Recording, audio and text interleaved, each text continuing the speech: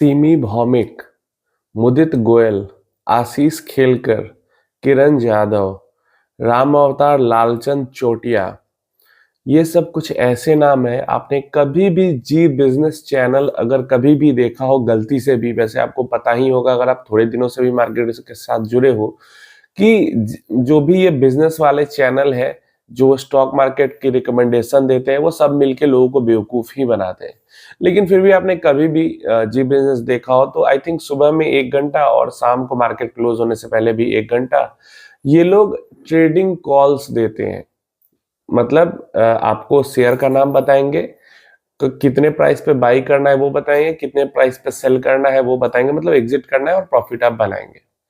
तो ये करते हैं, कभी भी इनके कोई भी ट्रेड प्रॉफिट में नहीं जाते हैं, लोगों का लॉस ही करवाते हैं और कोई इनको सीरियसली भी नहीं लेता है।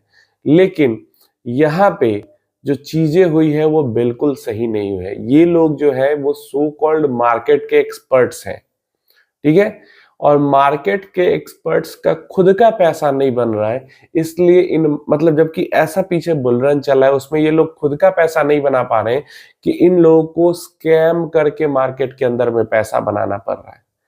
अब स्कैम का नाम आया तो पहले मैं ये बता दूं कि देखिए, स्कैम से डरने घबराने की जरूरत नहीं होती है। अभी जब आप वीडियो देख रहे हो तभी भी कोई ना कोई स्कैम करके कुछ ना कुछ पैसा निकाल रहा होगा मार्केट से। अगर वो पकड़ा जाता है तो हमें पता चल जाता है, पकड़ा नहीं जाता है तो पता नहीं चलता है। लेकिन स्कैम हमेशा वो थोड़ा बहुत इधर उधर का अनलॉफुल गेन्स होती ही रहती है और लोग करते रहते हैं, और ये हमेशा ही रिस्क रहता है। और हम जब बात करते हैं ना 15% या 16%, 17% या 12%, जो भी रिटर्न जहां भी आप इन्वेस्ट करते हो तो हमें मिल सकता है, तो ये सब रिस्क को एडजस्ट करके हम रिटर्न की बात करते हैं। पास्ट में भी होता रहा है, अभी भी होता है और आगे भी होता रहेगा। यहाँ पे जी बिजनेस पे जो सो कॉल्ड मार्केट एक्सपर्ट आते हैं, जो उनके पैनलिस्ट हैं, सारे के सारे लगभग समझ लो, इक्का दुक्का का नाम नहीं है, टोटल 15 एंटिटीज हैं जिसमें इनके पैनलिस्ट हैं, और पैनलिस्ट जिनके अकाउंट से स्कैम कर रहे थे वो लोग हैं, सब मिला के 15 लोग हैं। और इन पे इल्जाम क्या है, अभी तुरंत कुछ दिनों पहले संजीव भसीन बहुत पॉपुलर नेम है, उनके ऊपर भी यही चीज हुआ था, उनको फाइन लगाया गया था उनको। तो वही चीज यहाँ पे हुई है।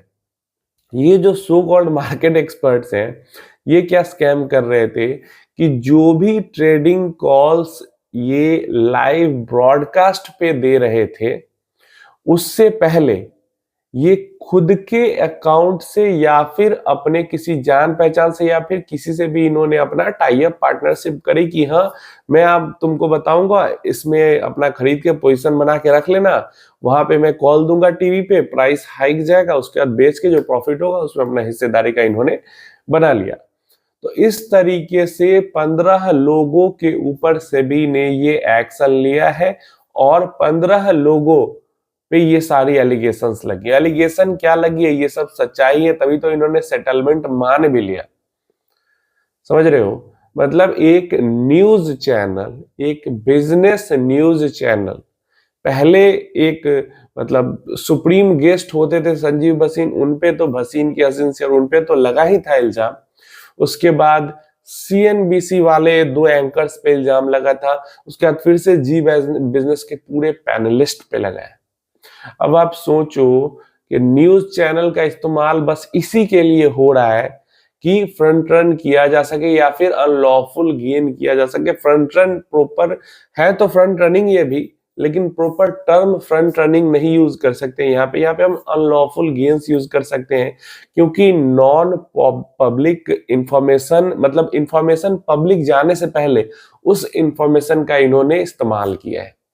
क्लियर है, तो एक तरीके से ये अनलॉफुल गेन है और ये इलीगल है इंडिया के अंदर में।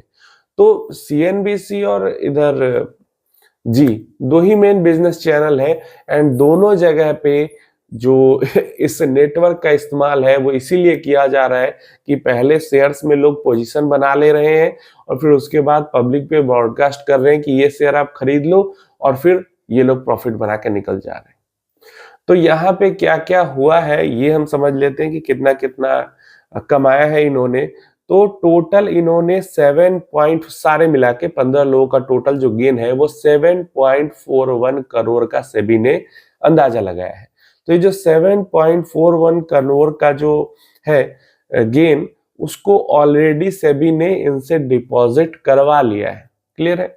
और इसके अलावा पर पर्सन, हर जितने भी लोग हैं 15 लोग, पर पर्सन 62.4 lakhs का जो अमाउंट है वो सेटलमेंट के लिए जो राशि निकल के आती है, अमाउंट निकल के आता है, वो आता है। तो सारे लोगों ने इसको मान भी लिया है कि हाँ सारे लोग पे करेंगे। भाई सेटलमेंट जिसको मिल जाता है ऑफर वो मान ही लेते हैं। तो लगभग हर इंसान 62.4 62 लाख 62.5 लाख रुपए देगा, तो लगभग वही 5 5.5 6 करोड़ के आसपास टोटल पैसा बनेगा।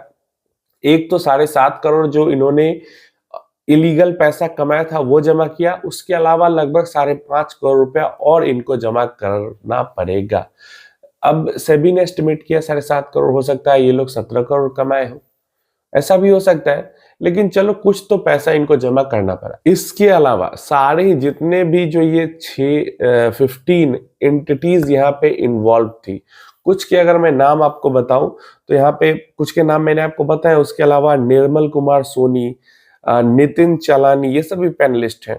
इसके अलावा रुपेश कुमार मोटालिया, अजय कुमार, रामाकांत शर्मा, सार सिक्योरिटीज इंडिया प्राइवेट लिमिटेड। तो बिजनेस के नाम पे भी, पर्सनल अकाउंट से भी हर जगह से मतलब हेरा फेरी हो रही थी। और इसके अलावा मतलब देख लो वही कि टोटल कितना हुआ, 7.5 करोड़ उधर से आ गए सेबी के पास और लगभग 5.5 6 करोड़ इधर से आ गए सेबी के पास। और ये सारा पैसा जाएगा कहाँ पे?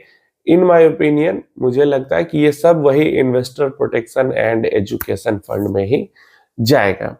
इसके अलावा इन सारे लोगों पे 6 महीने की बैन लगाई गई है ट्रेडिंग के लिए। मुझे लगता है ये सही नहीं, इनको या तो परमानेंट बैन करो या फिर इनसे फाइन लेने के बाद भी इनको जेल में डालो, क्योंकि अब इन्होंने इतना पैसा ये लोग स्कैम करके कमा लेते हैं कि आराम से ये लोग फाइन भी दे देते हैं। और 6 महीने 1 साल 2 साल के बैन से क्या होने जाने को, फिर आते हैं केतन पारेख का, आप देख लो इतने आई थिंक 15 या 20 साल का बैन लगा था, उसके बाद फिर आके वही काम वो कर रहे हैं। तो जिसको एक बार स्कैम करके पैसा कमाने की आदत लग जाती है वो करता ही है।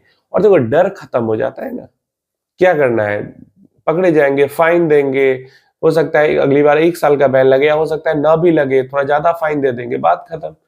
जब तक भाई 2 साल 4 साल 5 साल जेल में खटेंगे नहीं, तब तक मतलब नहीं होने वाला। तो थोड़ा एक्सट्रीम पनिशमेंट की जरूरत है इस तरीके की फाइनेंशियल स्टॉक मार्केट स्कैम के अंदर में। किसी एक पर्सन के साथ स्कैम नहीं हो रहा है, लेकिन ना एक ना अनलॉफुल गेन भी है, तो एक ना एक तरीके से वो लोगों के भरोसे के साथ तो चीट ही कर रहे हैं। अब इतने भरोसे के साथ लोग ये बिजनेस देखते हैं, जो लोग देखते हैं भाई साल 2 साल से भी कोई मार्केट को फॉलो कर रहा है तो उसको पता होगा कि ये सब न्यूज चैनल वाले मिलके बेवकूफ बनाते हैं। लेकिन जो लोग भी देखते हैं भरोसे के साथ, जी बिजनेस देखते हैं या सीएनबीसी देखते हैं, और फिर वो लोग इस तरीके के काम करते हैं, भरोसा खत्म होता है। और फिर स्कैम की न्यूज भी बाहर आती है तो लोग वैसे भी परेशान होते हैं कि स्टॉक मार्केट में स्कैम हो गया, स्कैम हो गया, स्कैम हो गया। तो ये चीजें यहाँ पे हुई है। और मेरा तो हमेशा से ही ओपिनियन है कि थोड़ी सी पनिशमेंट को और एक्सट्रीम करने की जरूरत है। बाकी आप अपनी राय इसके बारे में कमेंट बॉक्स में जरूर देना। मुझे लगता है 6 महीने पहला 6-7 महीना हुआ होगा संजीव बसिन जी के ये वाला जो पूरा स्कैम हुआ था।